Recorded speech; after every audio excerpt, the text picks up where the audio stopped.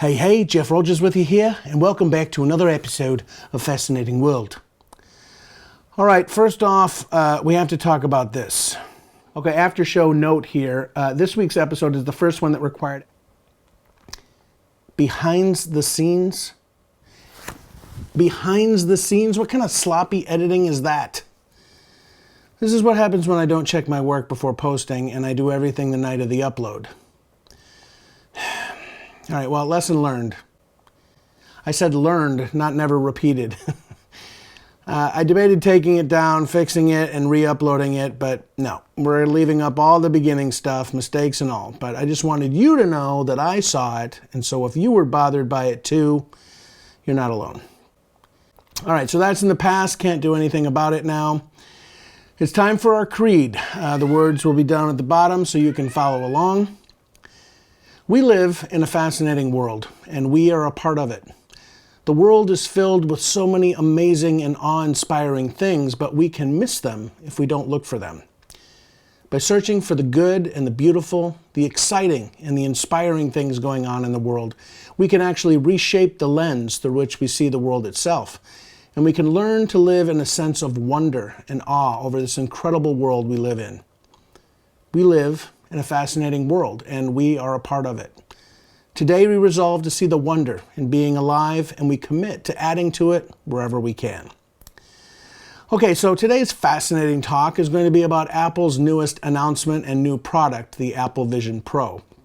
Now, there's been a lot of buzz, both positive and negative, about this device, and I wanted to let things settle down a bit first, but now I want to share my thoughts about it. Now, I should start by mentioning that I've been a huge Apple fan since the late 80s. I got a Macintosh SE my junior year in high school, and I embarrassingly carried it around in a huge backpack like the super nerd that I am throughout college. Sadly, I don't have any pictures of me doing this, otherwise I'd share it here to prove my dedication and ridiculousness. But anyway, the point is, I've been an Apple fan for a long time. Currently, I have an Apple Watch, an Apple TV, several iPads, several Apple laptops, and a 5K iMac, which is getting old and needs to be replaced with the new Apple Studio with the M2 Ultra chip. But I'm getting off subject here. The point is, I'm not an unbiased source. I love Apple products, so if you're looking for unbiased, you can just move along. All right, enough with the Star Wars clips. I can't stand it anymore. It's not true. That's impossible! So today, we're talking about the Apple Vision Pro, which was announced 2 weeks ago at the Worldwide Developers Conference, the WWDC, held at the Apple campus in Cupertino, California. Now, a lot of people are asking why regarding this product and questioning the need for it in the first place. And I would say they're right at this point. Nobody really needs this. The previous landscape for this product has pretty much been squarely in the domain of virtual reality headsets like this one, the Quest 2. Now, I had the original Quest and the first PlayStation VR headsets before this. These devices are primarily for playing games. They're immersive experiences that shut you off from the rest of the world while you're using them. They're also a lot of fun, but they don't appeal to everybody. Some people feel uncomfortable not being able to see their surroundings, and others start to feel something akin to motion sickness after using them for certain periods of time. But Apple's trying to bring something different to market here. They're trying to bring a device that keeps you connected to your surroundings and isn't just a gaming platform. The Apple Vision Pro is capable of virtual reality, but that's not its main function. As I said before, this is meant to be a new platform for doing what you would typically do on a desktop, a laptop, or a mobile device. And they've added some entertainment features thrown in as bells and whistles, but I think Apple's aware that they're ahead of the demand curve right now, and that most people are wondering what they would do with this thing. But this is also an important time to remember that a lot of people had the same reaction to the iPad when it was introduced. But those things are everywhere now. I remember having a negative reaction to it at first myself. And then I used an iPad in the store for the first time, and I realized that I actually not only wanted one, but I felt like I needed one. I went from scorn to complete desire in about 5 seconds flat. My iPad is definitely now my most used device, and it's completely replaced most of the things that I used to do on either my laptop or my phone. My phone actually became more of just a phone again, something that I made calls on or sent texts. But the iPad is now where I do all my emails, my internet searches, movie watching, and game playing. My laptop is now only used when I have to do video editing away from my office, and that's a pretty rare occasion these days. Anyway, a good example of how a new piece of technology that I was initially skeptical of has come to completely transform how I approach using a computer. Now, the form factor is another important thing to observe here. I think this might be actually a good example of what the world is missing now that Steve Jobs is gone. You see, if Steve was still alive, what they introduced at that conference most likely would have looked more like this, like just a regular pair of glasses. And this is actually where this type of technology is headed, but there wasn't a Steve Jobs distortion field to make it a reality now. So it's the form factor that's a little off here. Steve would have made it something almost hard to believe is real. Now, the Apple Vision Pro is incredible, and it does some truly amazing things, but let's be honest, the form factor looks like you're wearing ski goggles indoors, and that's going to keep a lot of people away from it initially. But it's important to talk about the reason for this device, and this is what I think is really important, and I don't see a lot of other people talking about it. Why is this being brought to the marketplace at this particular time by Apple? Because the goal here is to replace laptops and desktops and tablets and smartphones with something new. Something that is more intuitive and natural to how we interact with the world. Now, we've all grown up in a world of physical computer screens and keyboards and trackpads and mice, but those aren't natural interfaces. We're used to them now, but they create a layer separating us from the thing that we're doing. The Apple Vision Pro is a first step towards making those devices more invisible and removing the barrier between you and the task at hand. Now, the desktops and laptops and tablets of the world aren't going anywhere anytime soon, and they may always be around in some capacity. But I think the goal here is to rethink that and introduce something there called spatial computing. I'll talk about this again later. But this is a new type of computer. A new type of computer. Tim Cook literally says this in his opening remarks about the device. Vision Pro is a new kind of computer that augments reality by seamlessly blending the real world with the digital world. Now, I'm going to put the link to the entire keynote down in the description if you want to watch the full thing. If you've never seen an Apple keynote, these are a master class in presentation and marketing, so I recommend it for that reason alone. But if all you want is the details on this device, you can check it out there. It's the last half hour or so of the keynote. Okay, so the thing I think you have to remember is who Apple is as a company and how they started. You know, there was a time when computers were only for big companies, and they had computers that were so large they could take up several rooms. And then Apple comes on the scene and they say they're going to make computers for individuals. Something so small it could sit on your desk at work. And people used to laugh at that idea. And they weren't wrong. I mean, if you had seen how big computers were at the time, this idea of a desktop computer was ridiculous. But Steve Jobs and Steve Wozniak were unfazed by this disbelief, and they pushed forward, and they created one of the first desktop computers. The Apple Vision Pro is attempting to be another one of those moments. Lots of people don't see the application now or even believe in its possibilities, but when the form factor starts to get down to something that looks like this, people are going to start getting on board. And this is where I think that Steve Jobs' form factor would typically come in, but instead we're several iterations back, and we probably won't see the true glasses version for another 5 or 10 years. The point, however, is to get rid of the bulky computer interface. If you could just put on a pair of glasses and do all your work that way without sitting at a desk or lugging a laptop around with you, I think a lot of people would get on board with that. Okay, so that's what I think they're striving for ultimately, but what are we actually getting now? Well, as I mentioned, it's sort of a pair of ski goggles that does what they're calling spatial computing.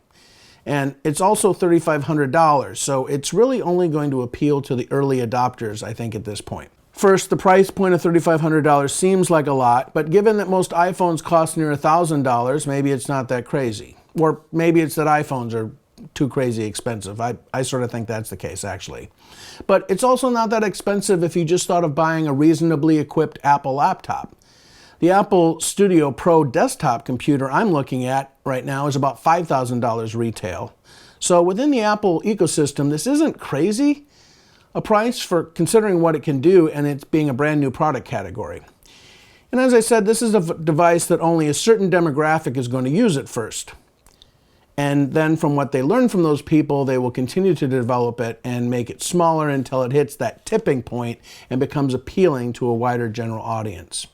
Okay, so that's my take on Apple's raison d'etre for this device. Okay, whenever you can, you should always try to work in random French phrases into your conversations. It's fun, people will really appreciate you for it, and no one's ever going to think that you're trying to be Mr. Smarty Pants. Let's talk about what the Apple Vision Pro does and how it works. Essentially, it's similar to the Quest form factor with the exception that it's designed to keep you connected to your physical space. When I put the Quest VR headset on, I become immersed in an artificial space and I can no longer see the environment around me. The Apple Vision Pro shows you the space you're in and it overlays digital information over what you're seeing so that it appears to be in the room with you. So instead of looking at your photos on your computer or phone, the photos hang out in the air in front of you in high definition. Web browsers appear to show you all your online content. You can text, email, and write documents using a Bluetooth keyboard that's sitting in your lap or on a table. The point is you can still do all of this while seeing the environment around you, and it's much smaller than a laptop, but it creates experiences where you're much more connected to what you're working on because it appears in the space you're in, not on a screen. Now, of course, ironically, the technology is on a screen. What you're seeing is an amalgam of cameras on the front that are looking at the room you're in with high definition fidelity and then overlaying those images with the various apps that you're used to working with. Each screen for each eye has 4K resolution and a combined 23 million pixels across both eyes. So it's very high definition. The device also has a LiDAR camera that can scan the room and see where objects physically are in 3D space. And this allows the Apple Vision Pro to place objects in the room as opposed to just in front of your field of view. For example, if one of the windows you're looking at is over something in the room, it'll cast a shadow along that where it is in 3D space. Now, the real magic with this device comes with the cameras that are looking at you and not just at the room. There are IR cameras around each eye that watch your eyes with hyper-focused accuracy and can tell the difference between you looking directly ahead or 1 degree to the left of center, up, right, down. And this means that instead of grabbing a mouse or using a trackpad to move a pointer over what you want to interact with, you just look at it and it highlights. Everyone on YouTube that I've watched that has tried this device has said that this is truly something new in terms of the experience. Now, the next innovation is how you interact with content once you've used your eyes to focus on it. If you want to select something, you just look at it and touch your fingers together. You don't need to hold them out in front of you or cover the icon you're looking at. Just with your hands in your lap, just touch your index and thumb finger together. If you want to scroll through a window, put your thumb and index finger together and just swipe up or down. If you want to expand a window or move it around, look at the bottom of the window, close your index and thumb, and drag it to whatever size or location you want. This essentially eliminates the need for the mouse or a trackpad. The headset has cameras on the bottom that can see your hands, so you can just rest them in your lap and use very small gestures to move things around and interact with them. You can also use your voice, so if you look at a search window and just say the name of the website you want to visit, Siri will hear that and type it in for you. Now, I don't know how that's going to work in noisy environments, but it should at least work as well as it does on our other devices already, which is sometimes not that great. But I assume that's something that's going to get better over time. The headset also has something they're calling spatial audio. The Quest VR headset does something akin to this. When you have the headset on, there's a speaker along the side that uses an interesting audio trick called bone induction. You're basically placing a speaker near the high point of your cheekbone, just in front of your ear. And when you do this, it literally sounds like you have headphones on, but you don't. The Apple Vision Pro also adds to this some kind of computing algorithm that makes the audio 3D surround. So they're calling that spatial audio, another immersive sensory experience. Okay, there are two more things I want to mention before we wrap up today. One is unique to this device, and the other is really a part of most VR headsets, but it's an important feature I think most people don't appreciate until they try it for themselves. Okay, the first feature, the one that's unique to this device, is something they're calling eyesight. One of the other problems with VR headsets is not only can you not see your native environment when you have the headset on, other people can't see your eyes at all when you have the headset on. The Apple Vision Pro does something here that's actually sort of weird, but it really does seem to make a substantial difference for the experience of the user as well as anybody interacting with you while you have the headset on. Okay, so there's an outward-facing screen on the front of the device that shows your eyes and the surrounding part of your face. So it pretty much looks like you're just looking through the headpiece, like looking through a piece of glass at the wearer. It's not actually transparent, it's just a screen showing what your eyes are doing. Now this is interesting because the eyes do communicate a lot of information, visual information, when you're interacting with somebody. It shows where your attention is, and it also plays a really important part in communicating your emotion. Now the screen also has different modes depending on what the user is doing, so other people can tell if you're not doing anything at the moment, if you're interacting with an app, or if you're doing something in VR and can't see your surroundings at all at the moment. The VR thing is the final feature of the headset. I mentioned it earlier, but it does have the ability to become a complete VR environment if you so choose. There's a crown on the top, similar to what you see on the Apple Watch, and turning it sort of dials up the AR-VR balance. So if you turn it all the way one way, it will go completely VR. And it'll make the environment you're in more or less visible. So if you just want to relax and tune out from the world for a minute, turning the crown can bring up a peaceful scene. Think of it like your desktop wallpaper for your computer, but much, much more immersive. If you feel like sitting back and watching a movie, you can completely dial out the outside world and immerse yourself in a new environment and watch your movie on an enormous screen, or at least a screen that looks enormous in your field of view. I think this is going to replace a lot of people's big home TV screens eventually. I realized this the moment that I watched Star Wars in a theater environment on my Oculus Quest that made it look like I was sitting at Mann's Chinese Theater watching it on a huge IMAX screen. And the Quest doesn't have nearly the resolution and processing power of the Apple Vision Pro, so I expect this will be a pretty immersive and impressive experience. I also expect there's going to be a lot of games and other immersive experiences you can choose as well.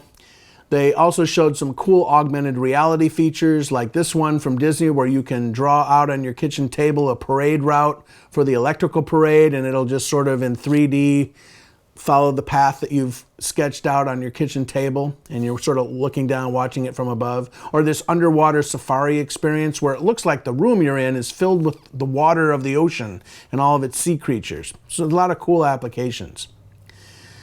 All right, so here are my final thoughts. I think the Apple Vision Pro is going to sell moderately well when it comes out because there's a lot of tech geeks like me that want to check out the bleeding edge of what's coming in the computer world. I'd be surprised if it takes off and is a huge hit, but I've been surprised before about stuff like this. My guess is it'll do okay. It might even sell well, and from that experience, Apple will continue to refine and make the headset smaller, and at some point it'll reach a point of mass adoption. I think this really is the future of computing, a method to do your work wherever you are without needing a tablet, a laptop, or a desktop to do it. That's my prediction. If this channel is still around in 5 or 10 years' time, we can come back to this and reevaluate how I did. All right, well, that's it for today's episode. I will see you next time. Before we go, actually, there's one funny little reference that they make here. The other callback that this headset reminds me of is Ready Player One and going into the Oasis. If you haven't seen that movie, you won't necessarily understand this, but it predicts a future where everybody basically lives in a VR environment. And there's a scene in that movie of a guy putting the headset on for the first time, and Apple literally mimics this when they show somebody putting on the Apple Vision Pro, which I think is funny. Sort of, again, confirming where they see this technology going in the future. So anyway, little Easter egg there that I thought was funny. All right, well, that's it for today. We'll see you next time. Have a great week.